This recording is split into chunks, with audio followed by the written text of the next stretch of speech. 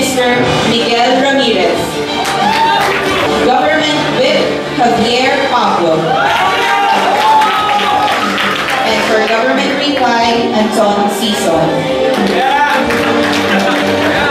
In debating on the motion, this House believes that soldiers should not have the right to refuse to render military service on the basis of their consensus objection to the war. We now call on Prime Minister. It's bad enough that wars are fought to reflect the differences in the opinions between two states, but things get worse all the more when the soldiers themselves can't agree with the decisions of their own militaries. As such, we on side government believe in a very simple proposal. We believe that soldiers should not be allowed to choose or to choose not to serve based off of their own conscience decisions at the end of the day.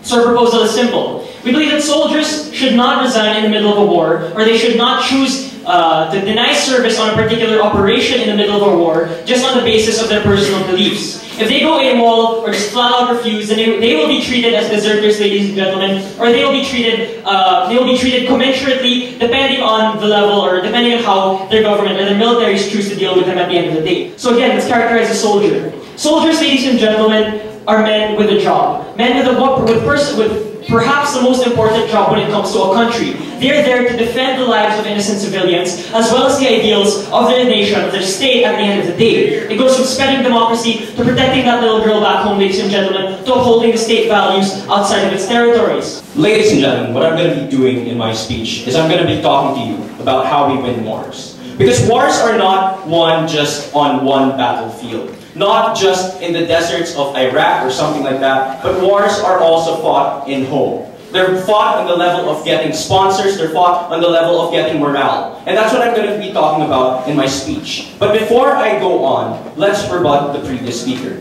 Firstly, she talked about how these soldiers still have the right to refuse, how these soldiers still have a choice. And these soldiers are no different from any of the other kinds of individuals or citizens with normal jobs. Well, let me tell you something.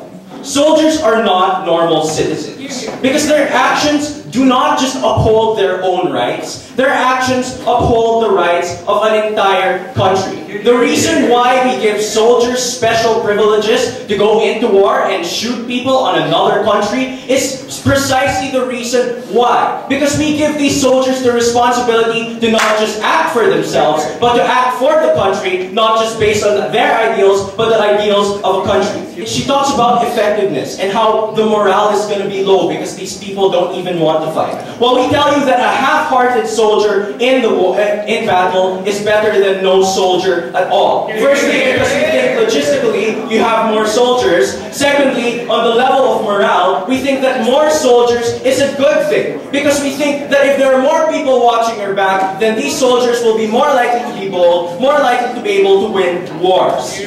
We say clearly throughout this debate from government that the military is the single strongest arm of a country. And we think when the society and the state deems it necessary past the individual beliefs of these soldiers, then we think they have to do that job. Because they have to defend the lives of those people who are depending on them, and they have to fulfill the obligation that they have made. What are the two issues in today's debate? One, should the soldier's responsibility be upheld at all costs? And two, are the effects of such a policy justified to begin with? The conviction to leave your family and to fight in an unknown terrain is a decision that was fickle, and we think at the end of the day, these convictions made by the soldiers were convictions that were extremely founded upon. And we think when they made those free choices to enter the military and to necessarily go maybe to Iraq and necessarily intervene, then we think those were convictions that were necessarily founded deeply into their identity. No, thank you. But secondly, we say that if they have no urge to win, then at least they're there to help. It is something Prime Minister and Deputy Prime Minister have repeated on and on. Because even in status quo,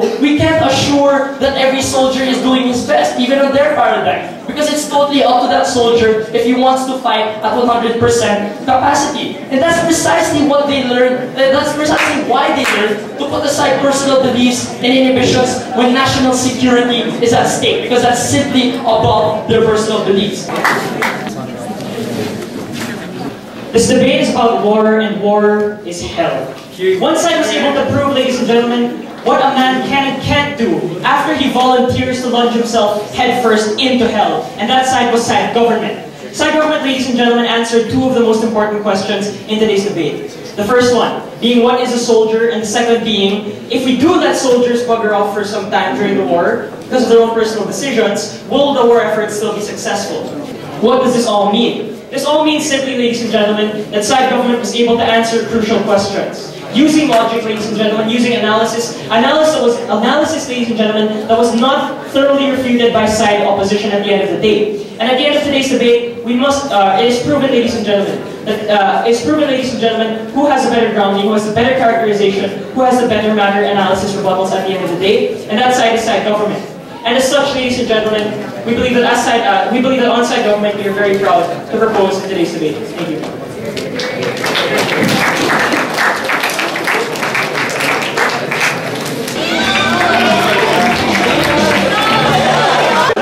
The best speaker of the finals round, the Prime Minister, and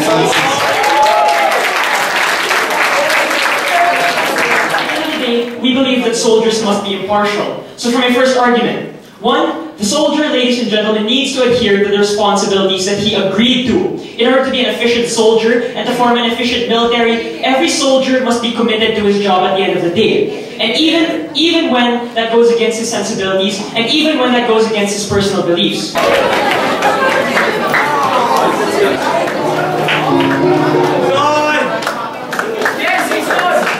And now for the result of the finals.